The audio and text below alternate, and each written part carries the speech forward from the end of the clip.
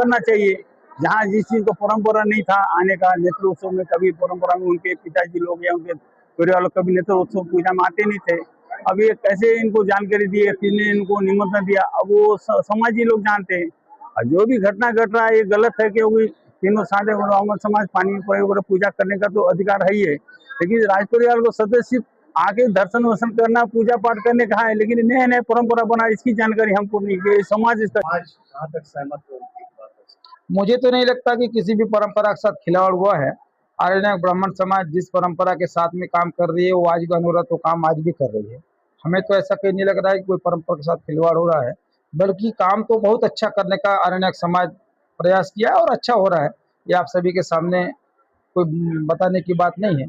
और अपार जो भीड़ तो श्रद्धा के साथ पूरे श्रद्धालु आ रहे हैं, यही हमारा प्रमाण है। उनका कहना था हाँ, कि जो पूजा पद्धति है उसमें केवल पाढ़ी और पानीग्राही को ही पूजा का अधिकार है, ठीक है। किसी राज परिवार के सदस्य को नहीं है।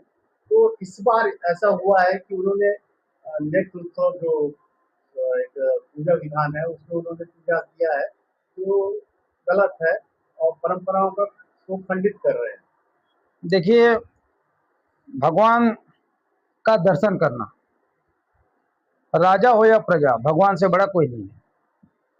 अब महाराजा जी नेत्रोत्सव के दिन आए और भगवान का दर्शन किए, इसमें कौन सी बुरी बात है? वो दर्शन किए चले गए। और जो परंपरा है पानी और पाणीग्राही का पूजा करने का, जो परंपरा है वो पाणीग्राही और पाड़ी के द्वारा ही पूजा अर्चना किया गया और आज भी वही चल रहा है। इसके साथ कोई किसी भी प्रकार का खिलवाड़ नहीं हुआ है। उन्होंने तो मात्र दर्शन किया और चला गया। तो आज प्रजातंत्र है, राजतंत्र तो है नहीं। कोई बात नहीं। महाराजा की उपाधि आपने दी है, हाँ, तो महाराजा अभी किस आधार पे आप मानते हैं कि महाराजा है? देखिए, आज बस्तर में सारे शासन से लेकर प्रशासन तक राजा के नाम से तो उनका चल ही रहा है। कमलचंद भंजो जी राजा तो बोलते ही हैं, पैलेस में तो रहते ही हैं, राजमहल में ही रहते हैं।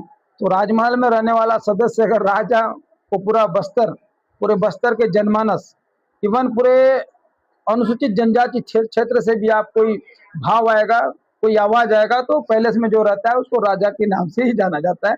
इसलिए हम भी सब राजा कहते हैं तो हम भी राजा कहते हैं, उसमें है ना। और ऐसा कोई बात नहीं है।